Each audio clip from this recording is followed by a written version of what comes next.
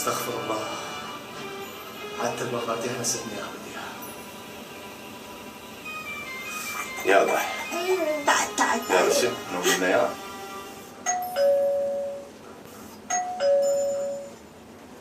شوف ايش بيجي. الباب؟ لا تخافي، رياض راح مديحه. شو ما اخاف؟ تقوم شوف. لك بابا هو مو عنده مفتاح الشقه؟ اي بلي. يعني لو عنده مفتاح ما كان فتح الباب وفات. لا تخافين، هذا مو رياض. رياض رياض يا معود. مو رياض، دا اقول لك لا تخافين.